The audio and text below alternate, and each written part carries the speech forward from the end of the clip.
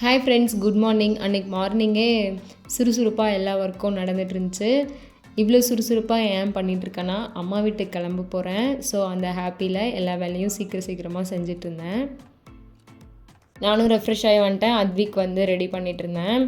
அத்விக்கை ready பண்ணுறதுக்குள்ளே ஒரு வழி ஆகணும். அங்கே ஓடுறது இங்கே ஓடுறது அப்படின்னு பயங்கரமாக ராவடி பண்ணுவான்.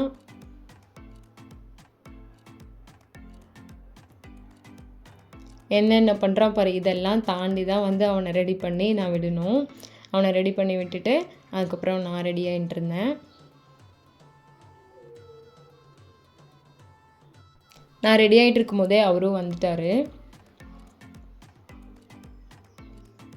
வந்ததும் அவரும் ரெஃப்ரெஷ் ஆகி வந்துட்டார். அப்புறம் லஞ்ச்லாம் சாப்பிட்டு அப்படியே கிளம்பிட்டோம்.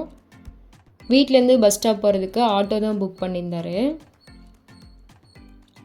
ஆட்டோவும் வந்துருச்சு. சீக்கிரம் வாவான்ட்டு இருந்தார். அப்புறம் வேகமாக நடந்து போய்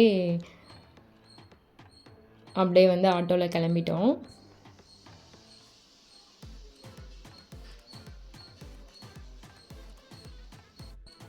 ஃப்ளைஓவரில் கொஞ்சம் தூரம் நடந்து போகிற மாதிரி இருக்கும். அங்கே நடந்து போயிட்டு பஸ் ஸ்டாப்க்கு வந்தாச்சு.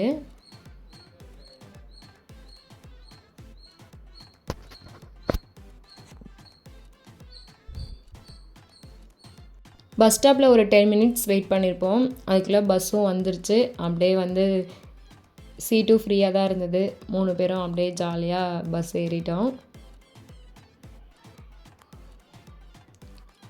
அப்புறம் பிரேக்குக்கு கொஞ்ச நேரம் நிறுத்தினாங்க. அங்கே பப்ஸ் வாங்கி கொடுத்தாரு. அப்படியே சாப்பிட்டு ஒரு 7:15 போல் தமிழ்நாடு ரீச் பண்ணிட்டோம்.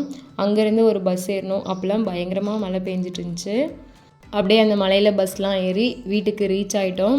வந்ததும் அப்பாவும் தம்பியும் அந்த மலையிலே கூட்டிகிட்டு போனாங்க. வீட்டில் பவர் ஆஃபும் ஆயிடுச்சு. அப்புறம் எல்லாம் கொஞ்ச நேரம் பேசிகிட்டு இருந்தோம். அத்விக்கு வேறு அப்பா டாய் ஒன்று வாங்கி வச்சுருந்தாங்க. அதை பார்த்ததும் அத்விக் ரொம்ப ஹாப்பி ஆகிட்டான்.